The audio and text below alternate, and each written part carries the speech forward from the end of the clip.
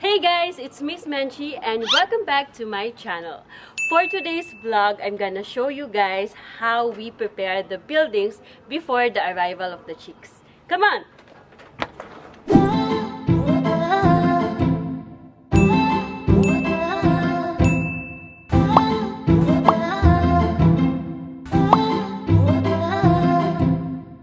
As a grower or the business who takes good care of the broiler chickens, we ensure that we have a well-maintained buildings. So, every after harvest, nililinis namin yung loob, tinatanggal namin yung dumi, tapos dinidisinfect, and prepare namin for the new cycle. Very standard lang naman yung mga preparations namin, just like any other farms. So, first thing that we do is to check if all equipments are still working. So, start tayo dito sa control center. And also, we will check also the ventra. And sa loob naman, iti-check natin yung fan, yung heater, yung feeder lines, nipple lines, and also the main hoppers.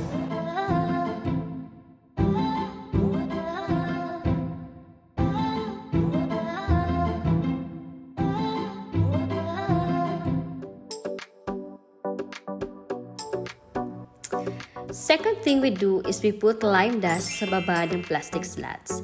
This helps to get rid of langaws. This is to prevent langaws from visiting our buildings kasi pag may dumi ng chickens, prone siya sa madaming langaw.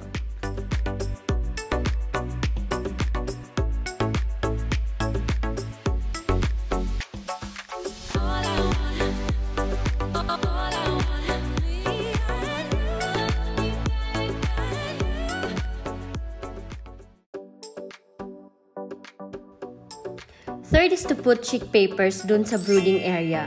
Ang purpose naman nito ay para malagyan namin ng feeds yung area kasi may mga butas yung plastic slats.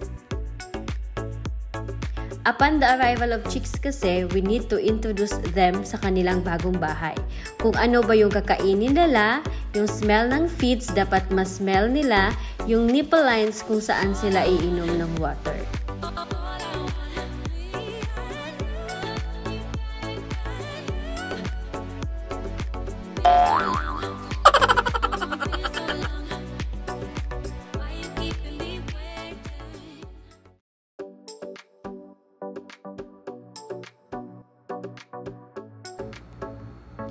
Fourth is ibababa na natin ang mga feeder lines sa brooding area.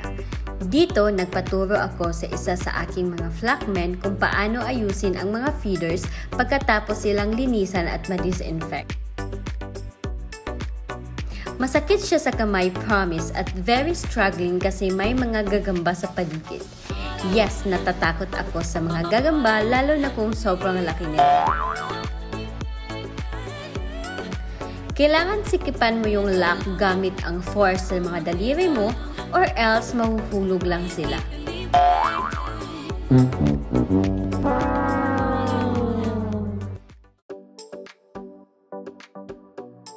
Habang inaayos pa ng mga kasama ko yung feeders, lumipat ako sa ibang work which is ibababa yung mga nipple lines. I-check din natin kung merong available water na lalabas sa nipples. Mahirap din itong task na to kasi nakakapagod sa muscles, pero carry lang kapag sanay ka na.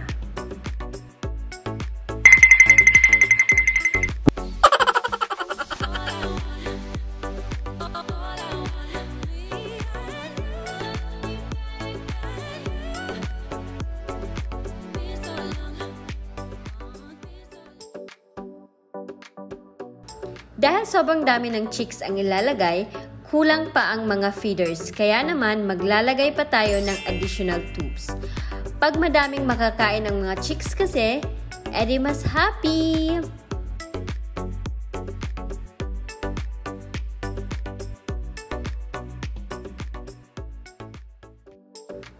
And finally, tapos na yung mga kasama kong ayusin ang feeders. So just like the nipple lines, we will also need to lower down the feeder lines. Nakakangawit sa kamay at puwet kaya napagdesisyonan ko na talagang umupo sa tubes.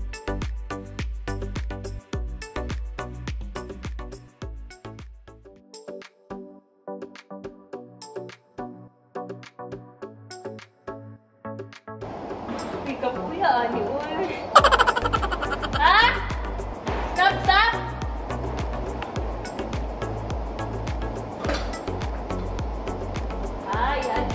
I-adjust ko ang keeper. Dili siya mo.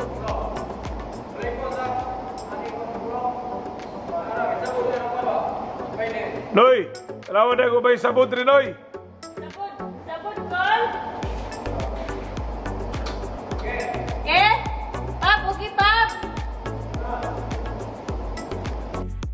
Mas mapabilis ang trabaho kapag madami kayo kasi i-check pa ng magkabilang side kung maayos ang pagkababa sa feeders. In the farm, teamwork is the key. Stop! Okay! Ay, yun na din. Done. And finally, lalagyan na natin ng feeds yung ibabaw ng chick papers.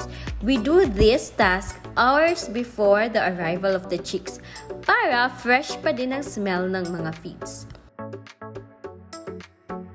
Tamad na akong kumuha ng sandok para sa feeds kaya naman kinamay ko na lang.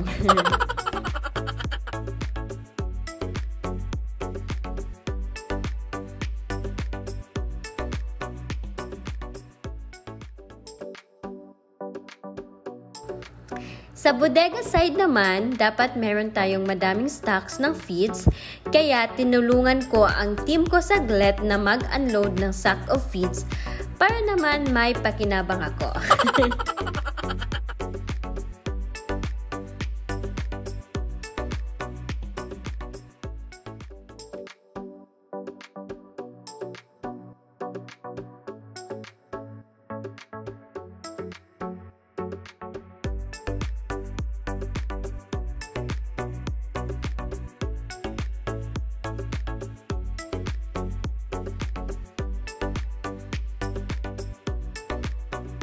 Tay, siwan ha. Koy, siwan. Tay, sinuwan ha. Wan, sinuwan dia wan. Hoy.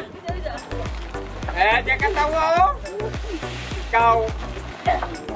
Gue ni kawan. Sinuwan dia wan ha. Ano, Lord Jesus? Oh. Ito may katawa mo din niya. Hello. Last.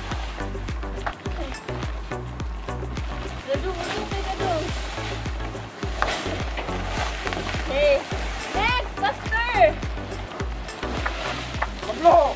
Tir. Hala. Kablo. Ito lang. Good one. Dia, dili mo na katingala na.